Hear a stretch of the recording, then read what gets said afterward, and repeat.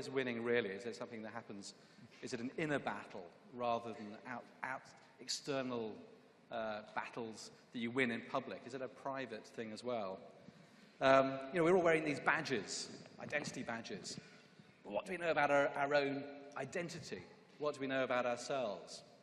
And we have someone here who hopefully will help us with some of these questions.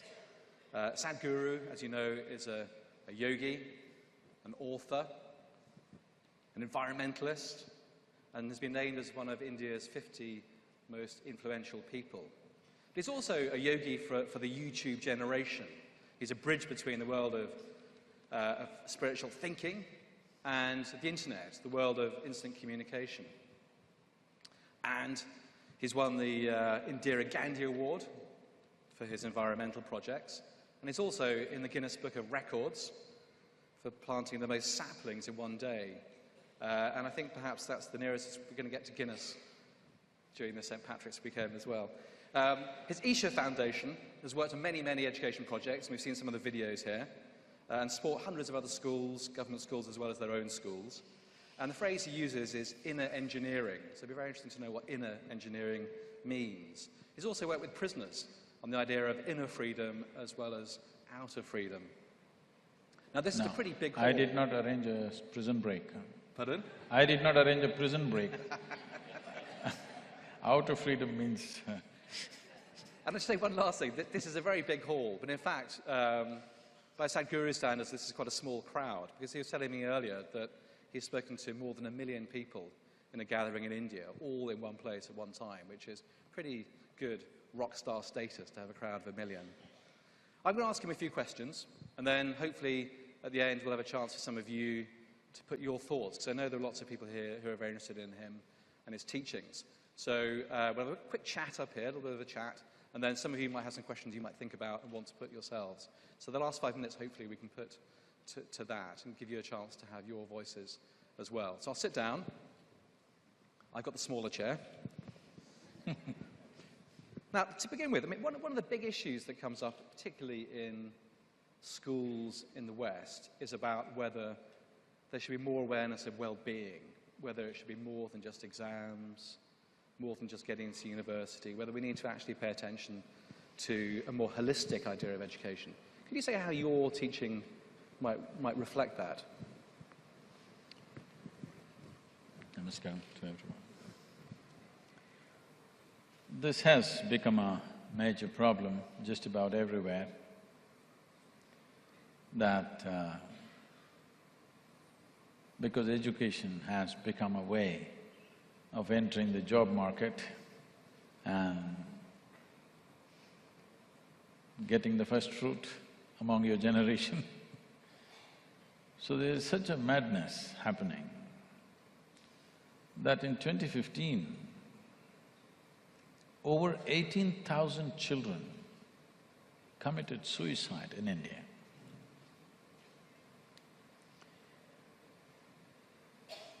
A child is a fresh life. But if our children start taking their own lives, we must understand we are doing something very fundamentally wrong. When children commit suicide, this means as a society we've gotten it all wrong. But this is happening, and over 7,000 of them were below 13 years of age. When it came to my awareness, I thought we need to do something about this, and we devised a simple program. And we wanted to deliver it in as many schools as possible. In one calendar year, that is 2016, we delivered this program in 35,000 schools across India. But I want you to know, 35,000 schools sounds like a big number covering over 20 million children, but it's still a drop in the ocean. It's still too small, it's not a solution. This is going into proportions which are completely unacceptable. somewhere one happened is… I'm not saying one life is less than the other, but the numbers clearly showing we're doing something totally wrong with education. This is mainly happening because in India, passing mark is 98. It's pretty tough. Even if you get 98, parents will ask, what happened to the other 2%? So it's putting such a pressure on the children. Education has become torturous. A few schools, I would say maybe 5–6% of the schools in the country have innovated and doing education in a completely different way. Those children are doing great. In our schools, you must see, children are so joyful. And this is something. When about 15 years ago, when we wanted to start this school, I just got a bunch of people. I made sure, this is one thing in our schools, that there are no professional teachers. We have doctors, engineers, accountants, all kinds of people trained by us, but never professional teachers. We don't want people to think they can teach, we just want adults to just sit with the children, encourage them and, learn with them. So when I told them a vision of about, I spoke to them over 6 hours continuously and told them, this is what we need to create. Then they said, Sadhguru, how do we know we are fulfilling your vision? I said, because these are, residential schools, I said when children are leaving the school, if they're crying, if they're in tears to leave the school, and when they come back, they're very happy they're back, that means you are fulfilling my vision. Because I did everything possible not to go to the school, quite successfully. So you weren't a very good pupil? Today, I can very gladly say this, that when the term vacations are over, voluntarily, at least about 20% of the children come back 2 weeks early to set up the school. They want to be there. They don't want to come on that day, they want to come 2 weeks early. And if you had to describe a few key reasons why you've managed to make people feel that school can be a happy place, what are the secrets to that? The fundamental thing is this: all the teachers are volunteer teachers. They are there because they want to do that. They are not there for livelihood. This is very important. We are handling education like an assembly line, It's like an assembly line. Now a bunch of children come to your class, you do whatever you can do and throw them into the next class and never again think about them. It doesn't work like that. It needs engagement. It needs involvement. Without involvement, a child is not interested in you. A child does not respect those people who are not involved. Even if parents show lack of involvement, they will turn out to be something else. They need involvement. So, what we are doing is 20 children stay in a household with 2 dedicated parents, and they are with them for 7 years before they shift to the next parents. So there is a very strong bond between the teacher and… between the teacher and the child. On an average, for every 4.5 children, we have an adult. It's expensive, but we are able to do it because none of them are paid, they're volunteers. Yeah. So, this is fantastic, what's happening there, but you can't scale this up in today's world. Where do you get that many people? Even if you couldn't replicate that model, do you think that in mainstream schools around the world there needs to be more reflection of the inner life, rather than… Because now we measure things by exam results, we measure things by university entrances. We need a different sort of way of calibrating success so that you could somehow reflect on people's idea of their self-worth, whether they think about themselves in a positive way. Is there a need for that? See, that comes later. First of all, what I've seen is, Now a teacher has to, let's say, teach a physics class. The teacher is nervous, anxious. They are reading the book again and again and trying to understand, don't want to make a mistake. I said, no, you will not prepare.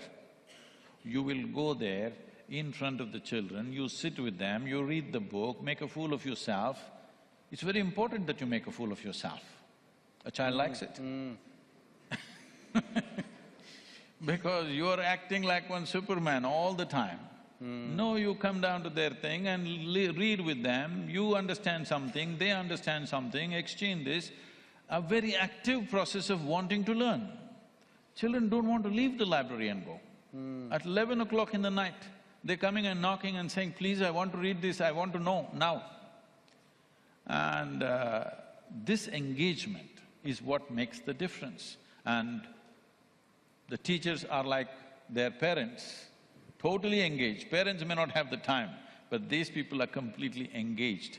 I feel the fundamental thing is this dedication and devotion towards that.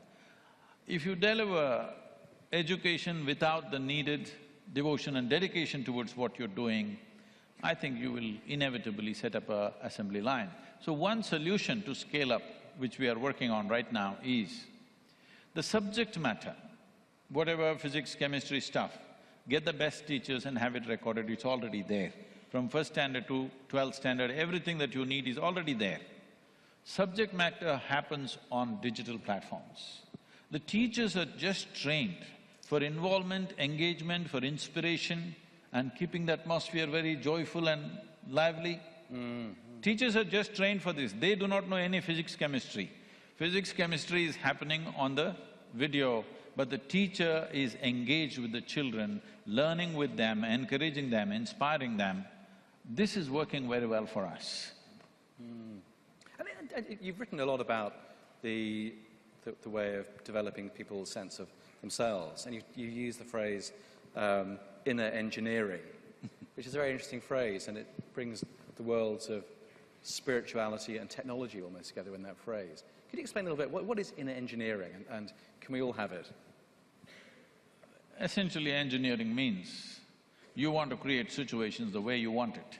That's engineering. If this building turns out the way you want it, you say it's well engineered. Well, we are engineering the world in so many different ways, with this comfort and convenience has happened to us. But is it not important that you are the way you want yourself to be? So making yourself the way you want yourself to be, consciously, the tools and technologies to allow this to happen within you is inner engineering process. We made this part of the schools not as a program, but as a daily atmosphere. The teachers are into it, this is a must. If somebody wants to teach in our school, they must go through inner engineering, because if you yourself are an issue, how are you going to have it, handle children? Because it's not like handling adults, children come up with every day with a new issue. That's what is nice. No old issues, every day new issue. So if every day they're throwing new issues at you, you must be able to sort it out. If you want to be able to sort it out, you should not be the issue. You must always be a part of the solution, never a part of the problem. So, our teachers are continuously put through these processes. Annually there are, there is sadhana time, this is called sadhana means… Sadhana literally means tools or devices. So, they learn to keep themselves well. 1 week, 10 days, they go into deep states of sadhana, of silence and practice about themselves. Because if we believe what we are doing is important, the first thing we need to do is work upon ourselves. Before you touch another human being, especially a child, your hand must be thoroughly clean. It's very important. If you don't take care of this, if you're just doing it as a profession, if you set up an assembly line where you think you'll churn out whatever, well, you may be serving the job market, but we are not producing great human beings. If you do not produce great human beings, how do you build great nations? How do you make a great world? There is no such thing as a nation, a world or a society. These are just words. There are only individual human beings in reality. If we produce great human beings, great individuals, if individual human beings blossom, then you have a great atmosphere. Otherwise, we'll only be talking about it. And you also, one thing that's very striking is that the language you use there is about the language of a spiritual journey. It's about thinking about who we are, what we want to be, and silence and meditation. But in fact, I think about my children. They live on computer screens, and their mobile phones are more or less glued to their hands. They never stop sending messages on Snapchat or whatever it is. And they have a world where there are no silences. They have a world where there are no moments of reflection. And it's a constant race. And they go to school, and then everything else is cranked up. Everything is getting faster and faster. Do you think we need somehow to detach people from their world of phones and computers and instant messaging and somehow get a little bit of space back in our lives? See, I know there is a certain attraction about the phone screens and computer screens because the entire cosmos is happening right there.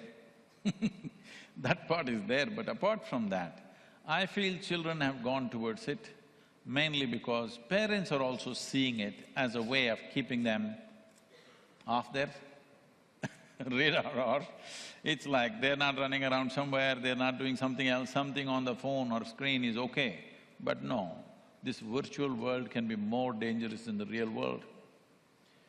One of the most important things that needs to happen, see, first of all, people need to understand this, that human species is not an endangered species. That is, everybody need not be anxious to produce children.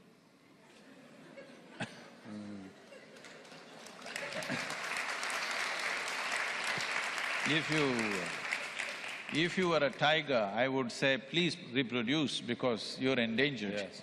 Hopefully there are no tigers here, but I think we're okay. So, once you have a child, you must understand you are starting a 20-year project. If you're not committed for a 20-year project, please don't have it. Today it's by choice. It is no more simply it will happen. It's something you can choose. So if you are not ready for a 20-year commitment, don't have a child. It is a 20-year project. That is if they do well. If they don't do well, it's a lifelong project. It's a life sentence. So, without this commitment, children are being born and they're happy, you're not messing me up, you're on your phone, I don't care what you're looking at. This attitude is doing a lot of damage. You must see this. One thing is, the children, our children, when they go back home, a lot of parents come with a little embarrassment and little ashamed. They say when they come home, they're telling us how to eat properly. They're telling us, what are you doing all the time sitting in front of this television? One important thing that every parent and every school should do is expose them sufficiently to nature. This is one thing we are doing very actively. Fortunately, we have a 10,000 square mile rainforest right behind the school. So we engage them in nature heavily. They are not interested in the phone and the computer screen. They want to go out and experience this because they have developed that affinity towards life. If this comes, it is not that you should not use your computer or phone, it should not become a compulsive force. Nothing is a problem as long as it's consciously used. The problem is everything is becoming compulsive. This is a fundamental that we are always watching the child for. If the child is becoming compulsive about anything, even his study, if he's becoming very compulsive, we break that cycle and put him into something else so that there are no compulsive cycles. He learns to handle his life consciously. This is very, very, very important. Otherwise, they will fall into some trap. Somebody may be compulsive about the phone screen, somebody is compulsive about something else, about eating, even the study. Compulsiveness is not going to be complementary to their life. Interesting. And also, on the subject of technology, your own career is very interesting because in a way people might think that spiritual thinker should be living on top of a mountain or hidden in a forest or somewhere hermit-like and thinking very deep thoughts alone. Whereas in fact, you live on YouTube and you live on... Oh, I'm not on the YouTube. And if you search online, there are lots of references and you have all sorts of broadcasts. Do you think that we need to rethink the place of the religious leader or the spiritual leader or the philosopher, so that is there a sort of contradiction there, or? Anyway, Sean, let me give you some first-hand information. All the caves in the Himalayas are taken.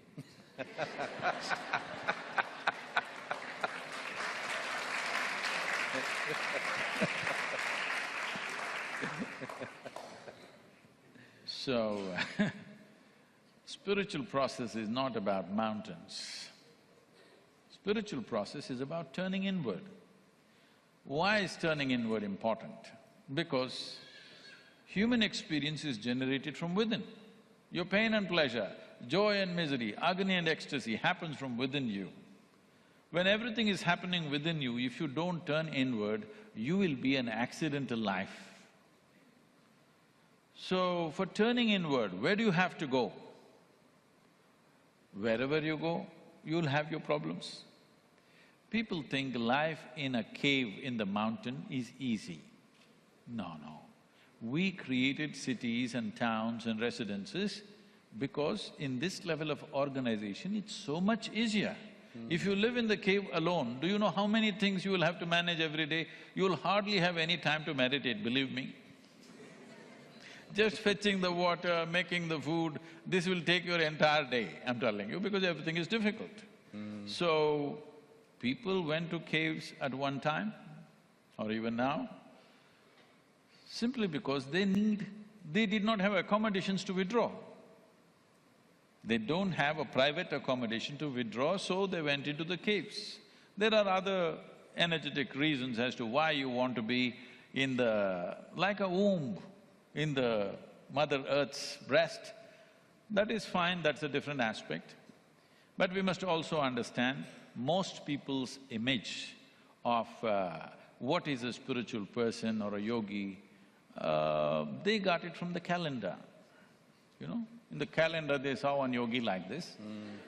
He sat like that for a period of time, that doesn't mean all his life he sat like that. People have these crazy images. Some journalist recently comes and asks me, "You drive your own car, how can you be a yogi? In ancient times, all the yogis were walking." I said, "You fool, in ancient times, everybody was walking." Exactly, yes. They didn't have the choice.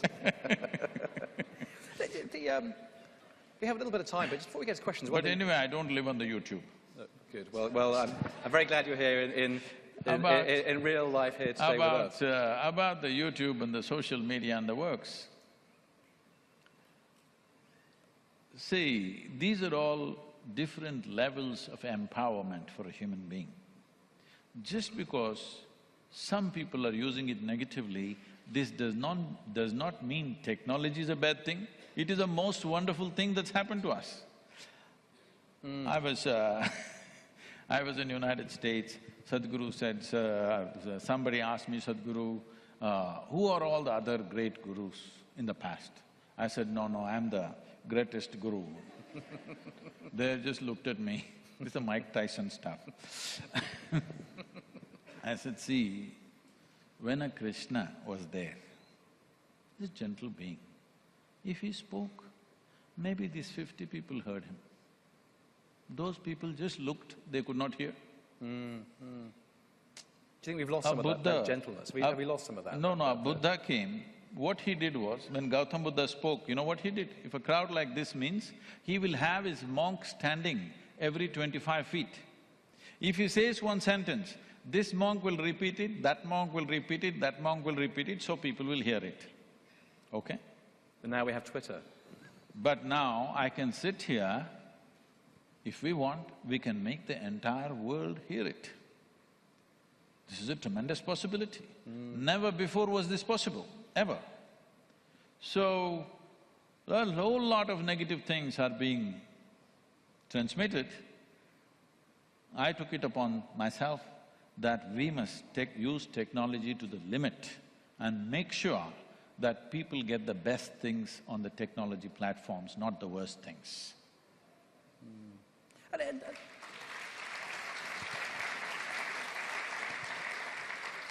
in the world at the moment, there's all sorts of… But I never sat in the YouTube. No, you're here incarnate. Lots of turmoil and bad things happening in the world, and lots of tensions between countries and peoples. What is the role of a yogi or a religious leader or a spiritual thinker? You know, what influence can you bring to bear? Because you have a very big audience, people who follow your ideas, and many other people who promote peace and harmony are out there saying things. But it would seem to be that their message or their influence can't be very great when you look at the world and the state it's in. What can you bring to bear on it to bring some of your ideas into the public discourse, to change the way we behave towards each other? This conference, they're saying it's the Davos for the education. I must tell you this, when I was at Davos, somebody important there asked me this question, Sadhguru, what is one thing that we can offer you which will make a difference in the world? I said, give me 25 people that I name for 5 days. You will see within 2 to 3 years' time, significant changes will happen on the planet. They asked, who are these 25 people? I named the 25 heads of state of the most prominent nations. Give them to me for 5 days. If you come, Sean, 2.5 days is enough. Because they are politicians, I asked for 5 days. And they work very slowly. 5 days, if they turn inward, if the way they think and feel alters even 10%, the world will change. Because we are sitting on a planet, for the first time, this is the first generation where we have the necessary resource, capability and technology to address any problem on the planet. Name it, nourishment, health, education, whatever you want, you can address it right away. We have all the necessary resource. Only thing that is missing is an inclusive way of looking at life. There is no inclusive experience. Our education systems are making people horribly exclusive that they cannot get along even with themselves. Yes. Very good point, very good There point. was a time, you know, this is so dramatic from my childhood, I'm just watching in India, for example. There was a time families were up to 100, 200 people all living in one house, you know? Father, mother, grandfather, uncles, aunts, everybody in one house. Till they become 15, 16 years of age, most children would not know who their parents are. Anybody who's taking care of them, they thought it was fine. They grew up with such a sense of inclusiveness. As people got educated, then it became like this, family means me, my husband, wife and parents, not the wife's parents, just my parents. Then slowly it became like this, parents were little too much, we got rid of them, husband, wife, children. Slowly we're coming to a place, husband, wife can only meet on the weekend. If they're there for 7 days, they're finished. Fortunately, most of them travel, so it's okay. So we are coming to a place where nobody can get along with anybody. This is the consequence of the type of education we are delivering. This has to change. An inclusive dimension has to come. If there is inclusiveness in our experience of life, we won't kill each other. That is very, very interesting.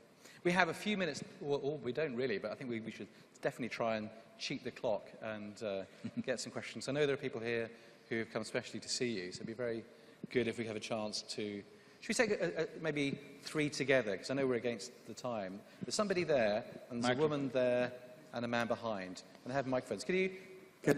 I'm slightly conscious of the time, so nice brief… Sure. Thank you very much, because we heard so many new ideas. Thank you. I am a parent, I have a son. When I entered the school with my son once, I was hearing the names of the children who have got the birthday that day, and the school was announcing in the morning. I was wondering that such a boring thing, the child has nothing to do with his birthday, and today you said child needs new issues. From that day in my family, we have started a process that instead of his birthday, which is an achievement day for the parents, we do on the first day of the year and ask what was your biggest achievement in this year. And we started celebrating the achievement day for the child. First of all, they change every day. Second, they change in nature every day. They find a lot of pride in telling others that this is my achievement and this is what I am celebrating. Okay. Do you think, Sadhguru, there is any point if we can scale it up? Thank you, then I'll be blessed. Thank you very much. And we'll take a couple more and we can bring them together. There's one there, thank you. It's such a privilege to be here with you today. The children in your school at Isha are brought up in a very sheltered, very protected, warm, caring environment. What happens when they go out into the big bad world and they join the rat race? How will they be able to cope? Very good. And there's a man just behind you. Where do you live? Could you borrow the microphone from you? Where do you live? That you're in the big bad world, where is that? That's where we live. Yeah, my name is Venkat. I run an initiative called Education for All. What I find is that there is a lot of gap between the rich and the poor, rich students and the poor students, rich teachers and the poor teachers. How this bridge can be gapped. I am also a Guinness World Record holder for collecting maximum number of stationery in 24 hours for charity in Dubai. That is my introduction. Thank you. Thank you very much. So 3 questions. So one about celebrating achievement, the big bad world, and the idea about the inequality of access to resources. What do you think? About celebrating achievements,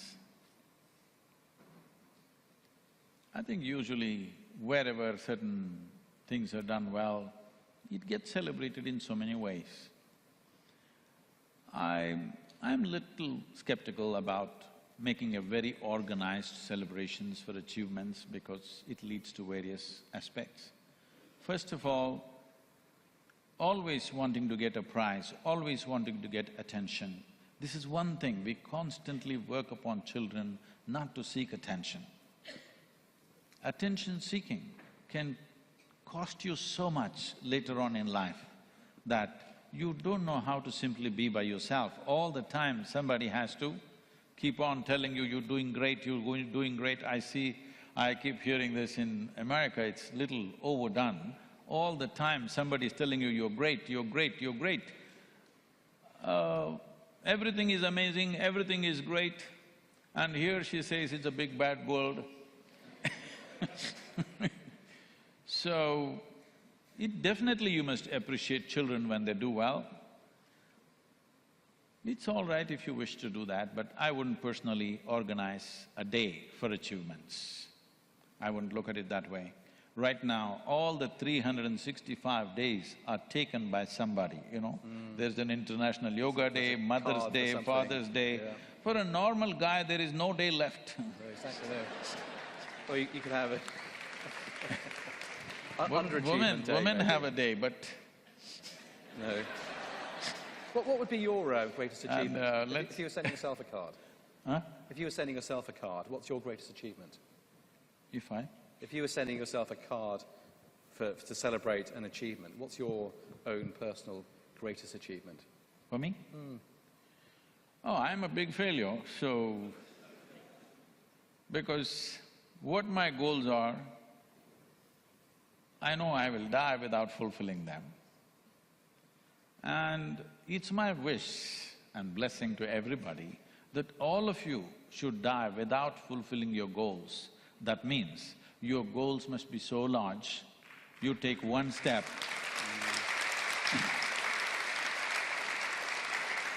You can only set the direction for what you want.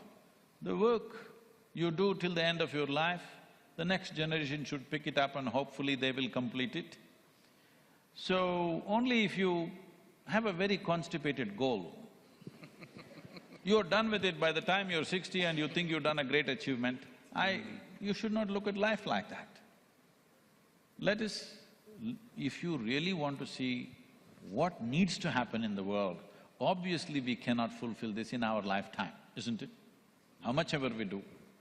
So, I never look back on any achievement because I don't think anything is an achievement, because within myself, my thing is always that I've way fall short of what I want to do all the time.